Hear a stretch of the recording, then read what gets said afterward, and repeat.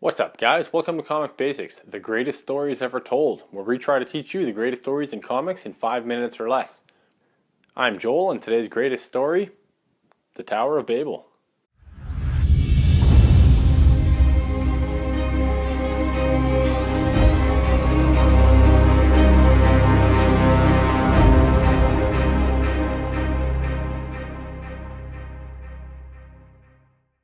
Before we begin, I'm going to ask you to do something for me. I need you to go ahead and hit that subscribe button right below this video.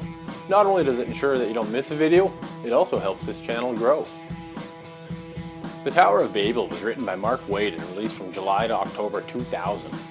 The story deals with Ra's al Ghul and his quest to cause planet-wide chaos. To do this, he must first get through each member of the Justice League, and he does. The story opens with a conversation between Ra's al Ghul and his daughter Talia. The two talk about his legacy and how Bruce Wayne fits into it. Ra's al Ghul feels that Batman is his successor. He feels that his morals, relentless pursuit of what is right, and understanding of things greater than himself makes Bruce the perfect candidate. The Tower of Babel switches over to Bruce Wayne as he looks to pay his respects to his parents.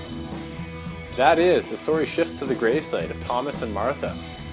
Bruce is shocked to learn that someone has dug up the graves. Ra's al Ghul is considered one of the most intelligent men in DC, and as such knows that he cannot take down the Justice League with traditional tactics. Instead, he strikes each member down with methods that could only have been obtained through inside knowledge.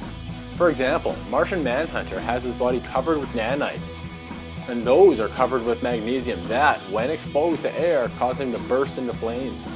Aquaman is rendered defeated after a gas from Scarecrow makes him afraid of the water.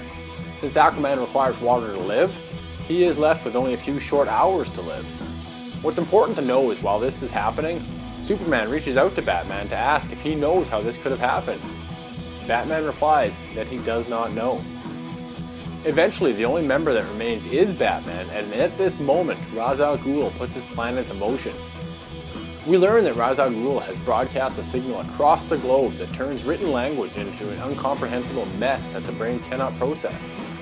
As the only survivor, Batman has a choice to help his friends but chooses not to.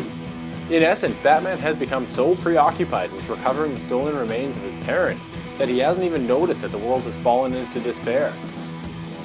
His pursuit leads him to Ra's al Ghul, where his enemy offers to drop their corpses into Lazarus Pit.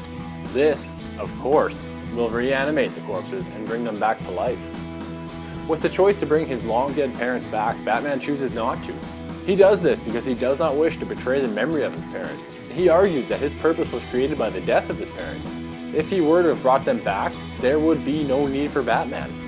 More than that, his parents taught him that not everything in life is controllable, and sometimes you have to live with what life has given you. Ultimately, he chooses not to. This decision causes Ra's al Ghul to pull out a piece of red kryptonite. This is important in the sense that Batman does not know where he got the kryptonite from, nor does he understand how he came to know of its importance. The Tower of Babel shifts to that of Aquaman and Martian Manhunter, now in a bodysuit protecting him from the nanites, doing battle with Talia al Ghul. It's important to understand that while Talia stands by the side of her father, she does not always agree with him. During the skirmish, Superman shows up and the tides look to have changed, and that is, until Batman begins to communicate with his team. He warns them that they have to leave the battle before it's too late. Just as he finishes his message, Talia pulls out a piece of the red kryptonite and Superman falls. With written word rendered useless, he begins to scramble spoken word. This means that people are unable to communicate. The fallen members of the Justice League begin to assemble the thought that Batman is responsible for their undoing. They realize that it was him who had a clear-cut way in which to defeat each member, and perhaps they shouldn't trust him anymore.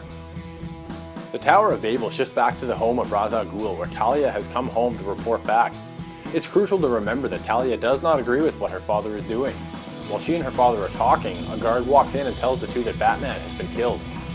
Talia is the mother to Bruce's son Damian, and hearing that the love of her life has been killed is a crushing blow. She leaves believing that her father was the one responsible for his death. It turns out that the soldier was Batman, and he immediately begins to send the coordinates of the tower to the Justice League. If you're thinking that written and spoken word has become useless, you'd be right. So how did the Justice League talk to each other? Know that the Justice League was not affected by it because they are outside of the affected area. The League, after all the previous events, isn't sure whether or not to come to his aid.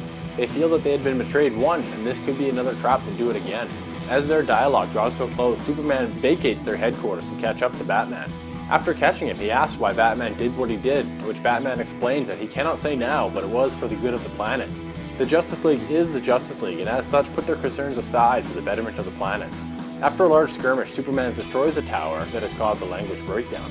Sensing defeat, Ghoul reveals that a nerve gas is set to be released on two fighting nations.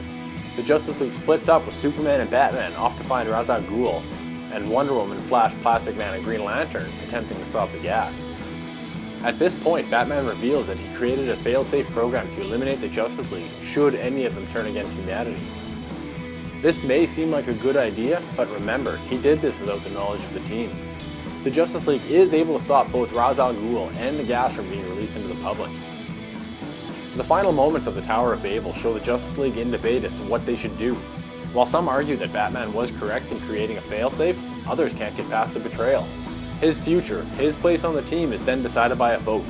Wonder Woman, Aquaman, and Plastic Man vote for his removal, while Flash, Green Lantern, and Martian Manhunter vote to keep him in. The deciding vote is left to Superman. However, before the vote is cast, Batman had already left. This is the moment that concluded the Tower of Babel. And that's it guys, the Tower of Babel in under 7 minutes. As always, I'm going to ask you 3 things before you go. First, if you like this video, hit that subscribe button, it really helps this channel grow. Second, if you really liked it, be sure to check out our other videos. If you don't know where to begin, no worries, I've given you a recommendation up in the right hand corner. Third, I'm going to ask you to check out 2 websites. First, I need you to check out something we really believe in. It's called Comics for Cause, and you can find it at www.comicsforcause.com. The link is in the description. Comics for Cause is a not-for-profit organization created by us here at Comic Basics that sees the distribution of comic books to hospitals and orphanages all over the world to children who need them most. Check out the website, and if you can, I encourage you to help us. Second, I need you to check out Comic Basics, of course. Comic Basics is the parent company to this YouTube channel, and it has more information than we can cram into any of these videos. You can find it at www.comicbasics.com. The link is also in the description. Thanks guys, and we will catch you next time.